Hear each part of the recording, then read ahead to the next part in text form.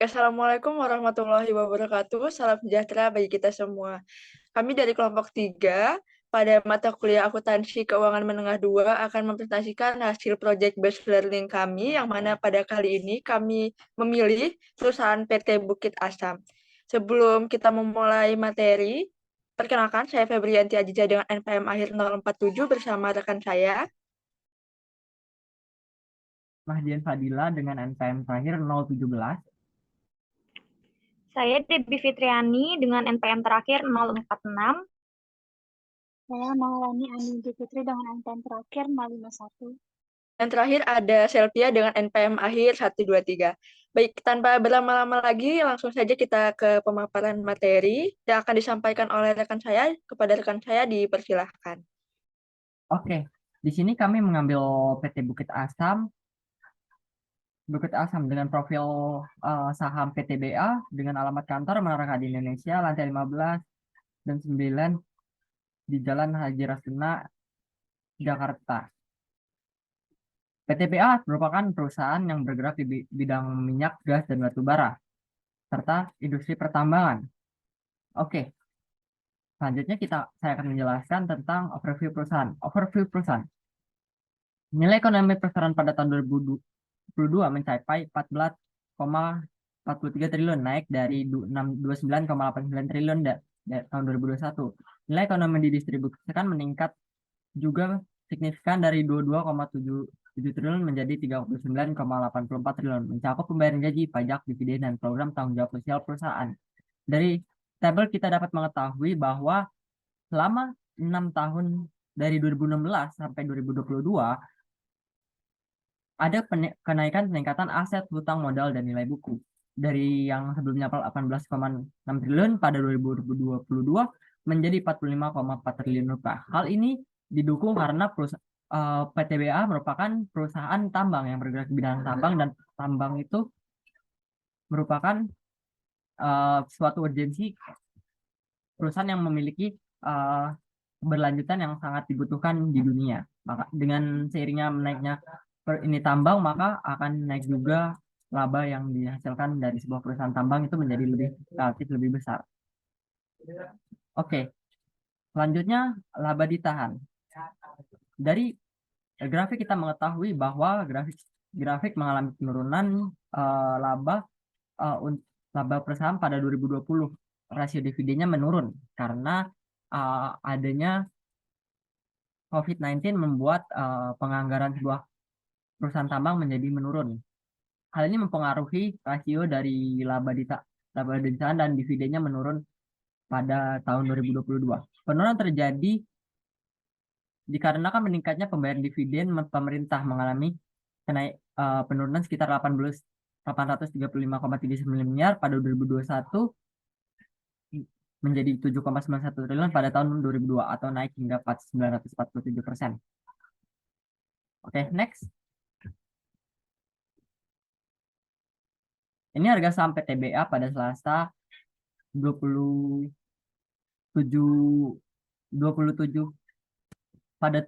September 2023 menurun 2,44% ke level 2.800 sejak terakhir pada 19 September dengan rasio kenaikan 1,41% di harga 2.080. Hal ini dipengaruhi karena adanya faktor nilai kurs dan IHSG yang menurun.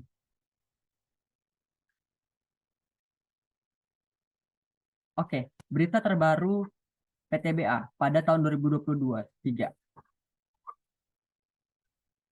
Produksi batu bara pada semester pertama 2003 tercatat 18,8 juta ton, sedangkan periode yang sama pada tahun sebelumnya 15,9 juta ton. Hal ini meningkat 3%, kata sekretaris perusahaan PT Bukit Asam Tbk PTBA Niko Chandra kelas jurnalistik workshop di Palembang pada Kamis 21 September 2023. Seiring pergerakan minyak dunia WTC crude dengan meningkatnya $901 per barel pada hari ini tertinggi sejak menyentuh level terendahnya di S67 pada 27 Juni 2003, yang diakibatkan oleh sentimen pelebaran defisit pasokan global akibat tindakan OPEC. Progresinya produksi batu bara PTBA meningkat 18%. Untuk klien minyaknya kencang pada saham PTBA. Lalu goal IHSG mengurang, batu bara terapresiasi, feedback PTBA gandeng UGM tingkatkan nilai tambah batubara. Oke, selanjutnya materi selanjutnya akan dilanjutkan oleh rekan saya. Materi yang akan saya paparkan di sini mengenai analisis PSAK 57 pada PT Bukit Asam Tbk di tahun 2018. Yang mana di sini kami telah menganalisis ada tiga aspek. Yang pertama yaitu provisi, liabilitas kontingensi, dan aset kontingensi. Provisi ini terdiri dari provisi reklamasi lingkungan dan penutupan tambang. Yang mana grup memiliki kewajiban reklamasi lingkungan dan penutupan tambang ini disebabkan oleh operasi penambangan. Kewajiban ini diakui sebagai liabilitas pada saat timbulnya kewajiban konstruktif yang berkaitan dengan reklamasi lingkungan dan penutupan tambang area penambangan. Kemudian yang kedua ada provisi lainnya. Provisi lainnya ini diukur sebesar nilai kini dari estimasi terbaik manajemen atas pengeluaran yang diharapkan dan diperlukan untuk menyelesaikan kewajiban masa kini pada akhir periode pelaporan. Tingkat diskonto yang digunakan untuk menentukan nilai kini adalah tingkat diskonto sebelum pajak yang mencerminkan penilaian pasar atas nilai waktu uang dan risiko yang terkait dengan kewajiban. Kemudian peningkatan provisi ini juga terjadi karena berjalannya waktu diakui sebagai biaya keuangan. Kemudian yang kedua ada liabilitas kontingensi. Yang pertama yaitu ada program pensiun imbalan pasti. Program pensiun imbalan pasti ini keuntungan dan kerugian dari curtailment atau penyelesaian program pensiun pasti ini diakui di laba rugi ketika curtailment atau penyelesaian tersebut terjadi. Biaya jasa lalu diakui secara langsung di laba rugi. Keuntungan atau kerugian aktuarial yang timbul dari penyesuaian pengalaman dan perubahan asumsi aktuarial dibebankan atau dikreditkan ke ekuitas di penghasilan komprehensif lain pada periode terjadinya. Yang kedua ada imbalan kerja jangka panjang. Perusahaan memberikan imbalan pasca kerja lainnya seperti uang penghargaan, santunan kematian, cuti jangka panjang, penghargaan diberikan apabila karyawan bekerja hingga mencapai usia pensiun. Kemudian untuk santunan kematian diberikan bila pegawai dan anggota keluarga tertentu meninggal dunia. Nilai imbalan yang diberikan didasari pada peraturan, sedangkan imbalan berupa uang pisah dibayarkan kepada karyawan yang mengundurkan diri secara sukarela. Setelah memenuhi minimal masa kerja tertentu, imbalan ini dihitung dengan menggunakan metodologi yang sama dengan metodologi yang digunakan dalam perhitungan program pensiun imbalan pasti. Yang ketiga yaitu ada pesangon pemutusan kontrak kerja. Grup mengakui pesangonan pemutusan kontrak kerja pada tanggal yang lebih awal, antaranya yaitu ketika grup tidak dapat lagi menarik tawaran atas imbalan tersebut. Yang ketiga yaitu ada aset kontingensi yang terdiri dari salah satunya yaitu sengketa pajak. Untuk sengketa pajak ini dikompensasi berdasarkan surat pemerintah membayar kelebihan pajak atau disingkat dengan SPMKP. Tertanggal 21 Februari 2018 yang menyatakan bahwa perusahaan memiliki lebih bayar PBB sebesar 293 miliar dari sengketa pajak tahun 2004 sampai 2008, 2009 sampai 2010, dan 2014. Pada Februari 2018, perusahaan telah menerima restitusi pajak sebesar 176 miliar. Kemudian jumlah sisanya yang sebesar 111 miliar akan dikompensasikan untuk sengketa PBB tahun 2015 sampai 2017. Next. Oke, selanjutnya ada analisis PSAK 57 tahun 2019 pada PT Bukit Asam Tbk. Yang pertama ada provisi. Di provisi ini terdiri dari provisi reklamasi lingkungan dan penutupan tambang. grup memiliki kewajiban tertentu untuk restorasi dan rehabilitasi daerah pertambangan saat produksi. Kewajiban ini diakui sebagai realitas pada timbulnya efektif yang berkaitan dengan restorasi dan rehabilitas area pertambangan. Biaya restorasi dan rehabilitas dalam jumlah yang setara dengan jumlah rehabilitas dikapitalisasi sebagai bagian dari suatu aset tertentu dan kemudian disusutkan atau didepresiasikan selama masa manfaat aset tersebut. Yang kedua ada pesangon pemutusan. Pesangon pemutusan kontrak kerja terutang ketika grup memberhentikan hubungan kerja sebelum usia pensiun normal atau ketika seorang pekerja menerima penawaran mengundurkan diri secara sukarela dengan kompensasi imbalan pesangon. Grup mengakui pesangon pemutusan kontrak kerja pada tanggal yang lebih awal antara yang pertama ada ketika grup tidak dapat lagi menarik tawaran atas imbalan tersebut. Dan yang kedua ada ketika grup mengakui biaya untuk restrukturisasi yang berada dalam ruang lingkup PSAK 57, provisi, liabilitas, kontingensi, dan aset kontingensi, dan melibatkan pembayaran pesangon. Yang kedua ada liabilitas kontingensi. Yang pertama ada akuisisi. Grup menerapkan metode akuisisi untuk mencatat setiap kombinasi bisnis. Imbalan yang dialihkan untuk mengakuisisi entitas anak adalah nilai wajar aset yang dialihkan, liabilitas yang diakui oleh pihak pengakuisisi kepada pemilik sebelumnya dari entitas yang diakuisisi, dan kepentingan ekuitas yang diterbitkan oleh grup. Yang kedua ada goodwill. Goodwill timbul dari akuisisi entitas anak dan merupakan selisih imbalan yang transfer terhadap kepemilikan dalam nilai wajar neto atas aset, liabilitas, dan liabilitas kontingensi teridentifikasi dan nilai wajar kepentingan non-pengendali pada pihak diakuisisi. Yang ketiga ada aset kontingensi terdiri dari sengketa pajak. Kompensasi atas sengketa pajak PBB tahun 2015, 2016, dan 2017 sebesar 35 miliar, 28 miliar, dan 47 miliar. Pada September 2019, DJT menerbitkan SKP PBB untuk peninjauan kembali PBB tahun 2014. Pertanggal 31 Desember 2019, proses keberatan sedang dilakukan. Selanjutnya akan dijelaskan oleh Baik, selanjutnya PSAK 57 pada tahun 2020. Dapat kita lihat pada laporan posisi keuangan pada liabilitas jangka panjang, beberapa akun yang masuk dalam PSAK ini, yaitu yang pertama ada provisi, di mana provisinya reklamasi lingkungan dan penutupan tambang. Yang kedua ada liabilitas imbalan pasca kerja, dan ada liabilitas sewa. Nah, yang pertama ada provisi, di mana provisi merupakan estimasi nilai kini dari pengeluaran masa depan untuk reklamasi, rehabilitasi, dan penutupan tambang. Pada akhir periode tahun 2020, jumlah provisi reklamasi lingkungan dan penutupan tambang tercatat sebesar 106,32 miliar, turun 0,37% dibandingkan tahun sebelumnya sebesar 106,72 miliar. Next.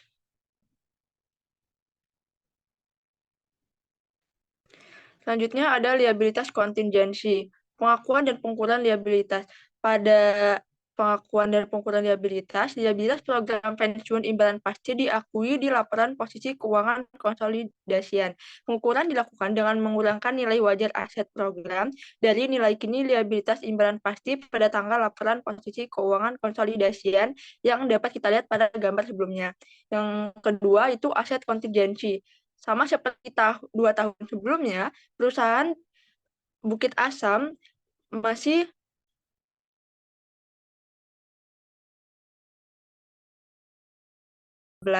catatan pengembalian pajak dalam arus kas tahun 2020 mencerminkan dampak positif finansial di mana memperkuat stabilitas keuangan perusahaan setelah sukses dalam proses hukumnya. Selanjutnya akan dijelaskan oleh rekan saya.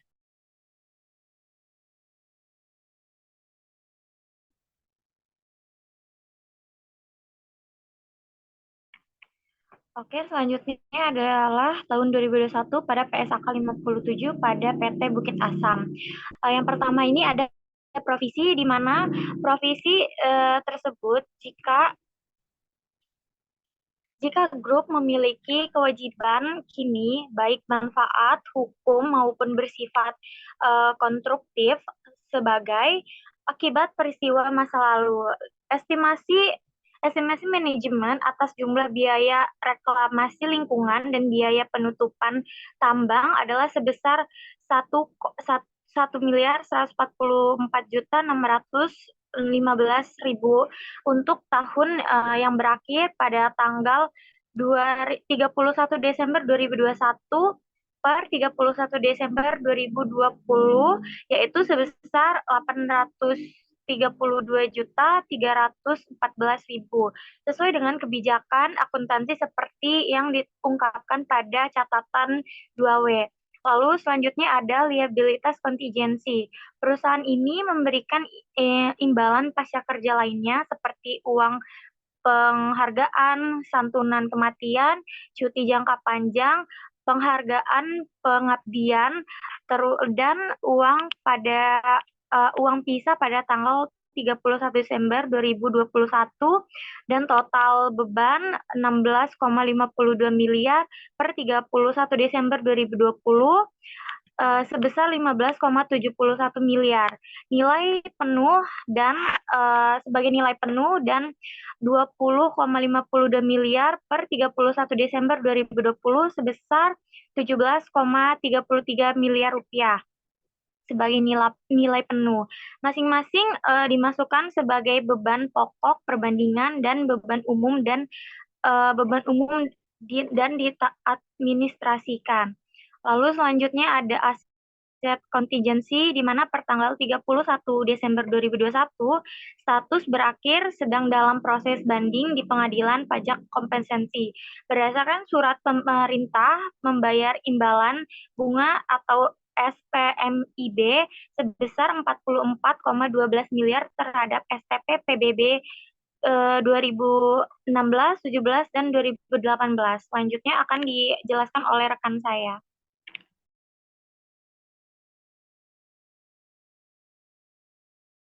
Oke, di sini saya akan menjelaskan analisis saya mengenai PSAK 57 pada tahun 2022. Dalam PSAK ini dibahas mengenai menyediakan laporan pesangon sebagai penawaran untuk mengundurkan diri secara sukarela, pesangon pemutusan kontrak kerja diukur menerima penawaran tersebut, imbalan yang jatuh tempo dari 12 periode, dan juga aset kontingensi, liabilitas kontingensi, dan provisi. Untuk tahun 2022, estimasi manajemen atas jumlah provisi reklamasi lingkungan dan penutupan tambang adalah sebesar 1.792.896. Untuk tahun yang berakhir pada tanggal 31 Desember 2022 sebesar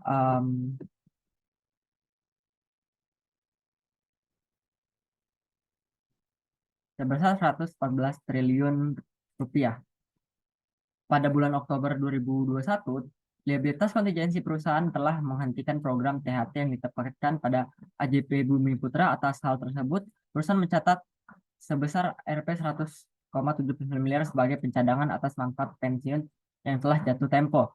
Selanjutnya, aset kontingensi perusahaan memiliki lebih bayar PBB sebesar 293 miliar dari sengketa pajak tahun 2024 yang telah dijelaskan rekan saya Debbie Fitriani tadi mengenai pelaporan di pengadilan tadi bahwa sengketanya telah keluar pada 2010 dan 2018. Pada Februari 2018 perusahaan telah menerima restitusi pajak sebesar 176 miliar.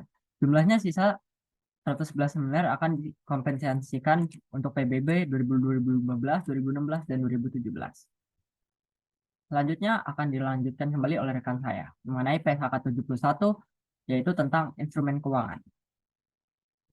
Oke, yang pertama yaitu PSAK 71 PT Bukit Asam di tahun 2018.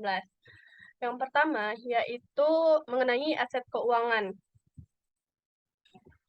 di mana aset keuangan ini, grup telah mengklasifikasikan aset keuangan dalam kategori yang pertama ada aset keuangan diukur pada biaya perolehan diamortisasi. Klasifikasi ini berlaku untuk instrumen dikelola dalam model bisnis, di mana yang dimiliki untuk mendapatkan arus kas dan memiliki arus kas yang memenuhi kriteria dan semata-mata dari pembayaran pokok dan bunga. Yang kedua yaitu ada aset keuangan diukur pada nilai wajar melalui laba rugi. Klasifikasi ini berlaku untuk aset keuangan dalam semua kasus biaya transaksi yang dibebankan pada laba rugi. Yang pertama yaitu ada instrumen utang yang tidak memiliki kriteria biaya perolehan diamortisasi atau nilai wajar melalui penghasilan komprehensif lain. Dan keuntungan atau kerugiannya nilai wajar tersebut selanjutnya akan dicatat pada laba rugi. Yang kedua yaitu mengenai investasi ekuitas yang dimiliki untuk diperdagangkan atau di mana pilihan penghasilan komprehensif lain tidak diterapkan. Keuntungan atau kerugian nilai wajarnya dan penghasilan dividen itu terkait diakui pada laba rugi. Yang ketiga ada derivatif yang bukan merupakan instrumen lindung nilai, keuntungan atau kerugian nilai wajarnya diakui pada laba rugi. Yang keempat yaitu ada aset keuangan dengan derivatif melekat yang dipertimbangkan secara keseluruhan saat menentukan apakah arus kasnya semata-mata merupakan pembayaran pokok dan bunga. Kemudian ada penghentian pengakuan, yang mana penghentian pengakuan ini aset keuangannya dihentikan pengakuannya ketika hak untuk meminta arus kas dari investasi tersebut telah jatuh tempo atau telah ditransfer dan grup telah mentransfer secara substansial seluruh resiko dan manfaat atas kepemilikan aset. Yang kedua yaitu ada saling hapus antar instrumen keuangan, di mana aset keuangan dan liabilitas keuangan saling hapus dan jumlah netonya dilaporkan pada laporan posisi keuangan ketika terdapat hak yang berkekuatan hukum untuk melakukan saling hapus atas jumlah yang telah diakui tersebut dan adanya niat untuk menyelesaikan secara neto atau untuk merealisasikan aset dan menyelesaikan liabilitasnya secara bersamaan. Untuk PSAK 71 di tahun 2019 akan dijelaskan oleh rekan saya berikutnya. Oke, selanjutnya analisis PSAK 71 pada tahun 2019. Yaitu ada aset keuangan, yaitu grup mengklasifikasi aset keuangan dalam kategori berikut ini. Aset keuangan diukur pada nilai wajar melalui laba rugi, pinjaman yang diberikan dan piutang, aset keuangan tersedia untuk dijual, serta investasi yang dimiliki hingga jatuh tempo. Klasifikasi ini tergantung tujuan perolehan aset keuangan. Manajemen menentukan klasifikasi aset keuangan pada saat awal pengakuan pada tanggal 31 Desember 2019. Grup hanya mempunyai aset keuangan dalam kategori pinjaman yang diberikan dan piutang. Yang kedua ada aset keuangan tersedia untuk dijual. Klasifikasi tentang pinjaman yang diberikan dan piutang. Pinjaman yang diberikan dan piutang adalah aset keuangan non-derivatif dengan pembayaran yang tetap atau dapat ditentukan dan tidak diikuti pada pasar aktif. Pinjaman yang diberikan dan piutang dimasukkan sebagai aset lancar, kecuali jika jatuh temponya melebihi 12 bulan setelah akhir periode pelaporan, maka diklasifikasikan sebagai aset tidak lancar. Yang kedua ada aset keuangan tersedia untuk dijual. Aset keuangan tersedia untuk dijual adalah instrumen non-derivatif yang ditentukan pada kategori ini atau tidak diklasifikasikan. Pada kategori yang lain, aset keuangan tersedia untuk dijual dimasukkan sebagai aset tidak lancar kecuali investasinya jatuh tempo atau manajemen berekspektasi akan merealisasikannya dalam waktu 12 bulan setelah periode pelaporan. Pembelian dan penjualan aset keuangan yang lazim diakui pada tanggal penyelesaian, yaitu tanggal di mana aset diserahkan kepada atau oleh entitas. Aset keuangan tersedia untuk dijual pada awalnya diakui sebesar nilai wajar termasuk biaya transaksi yang dapat diatribusikan secara langsung dan kemudian diukur sebagai nilai wajar. Nilai wajar adalah harga yang akan diterima untuk menjual suatu aset atau harga yang akan dibayar untuk mengalihkan suatu liabilitas dalam transaksi teratur antara pelaku pasar pada tanggal pengukuran. Pengukuran nilai wajar berdasarkan asumsi bahwa transaksi untuk menjual aset atau mengalihkan liabilitas terjadi di pasar utama untuk aset dan liabilitas tersebut, atau jika tidak terdapat pasar utama, di pasar yang paling menguntungkan untuk aset atau liabilitas tersebut. Di sini ada Catatan atas laporan keuangan konsolidasi 31 Desember 2019 dan 2018 pada nilai wajar, yaitu aset dan liabilitas keuangan yang dicatat berdasarkan nilai wajarnya adalah sebagai berikut, yaitu aset keuangan tersedia untuk dijual.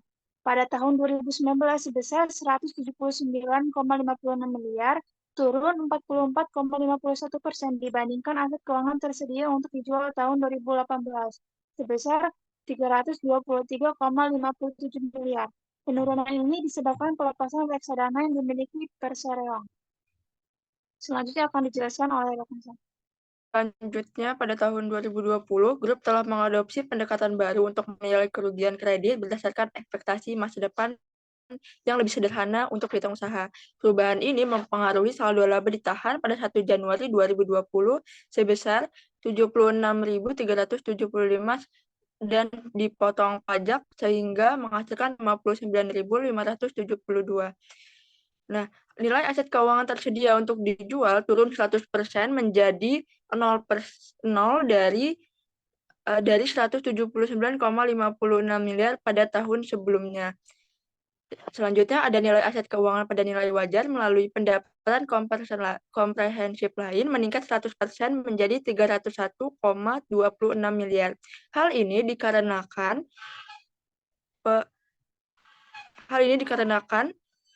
PSAK 71 baru berjalan secara efektif pada tanggal 1 Januari 2020 sehingga perusahaan perlu menyesuaikan pada analisisnya. Selanjutnya akan disampaikan oleh rekan saya. Selanjutnya adalah PSAK 71 pada PT Bukit Asam di tahun 2021. Nilai aset keuangan pada tanggal 31 Desember 2021 apabila harga aset keuangan yang dinilai pada nilai wajar melalui pendapatan komprehensif lain yaitu 10% lebih tinggi atau lebih rendah dengan asumsi variabel lainnya yang tidak mengalami perubahan, maka total ekuitas akan naik atau turun sebesar 18,71 miliar yaitu per 31 Desember 2020 sebesar 30,13 miliar. Selanjutnya akan dijelaskan oleh teman saya. Selanjutnya saya akan menjelaskan PSAK 71 tahun 2022. Penyusunan PSAK 71, instrumen keuangan grup telah menerapkan metode yang disederhanakan untuk menghitung KKI sesuai dengan PSAK 71 yang dicadangkan ke KKI seumur hidup untuk seluruh piutang usaha. Cadangan KKI seumur hidup usaha telah dikelompokkan berdasarkan karakteristik temponya. Pada tanggal 31 Desember, dari hasil analisis saya, piutang usaha grup sebesar 5,11 miliar senilai penuh dijaminkan berdasarkan perjanjian dengan PT Bank Rakyat Indonesia. Manajemen grup berpendapat kejadian itu perubahan keadaan yang adanya bukti dari komprehensif lain dan juga PSAK 71 urgensinya adalah yang telah dijelaskan beberapa rekan-rekan saya tadi adalah mengenai tingkat level komprehensif dan juga manajemen keuangannya. Sekian dari presentasi dari kelompok kami. Selanjutnya akan saya kembalikan ke moderator. Baik, demikian presentasi dari kelompok kami. Kami akhiri. Wassalamualaikum warahmatullahi wabarakatuh.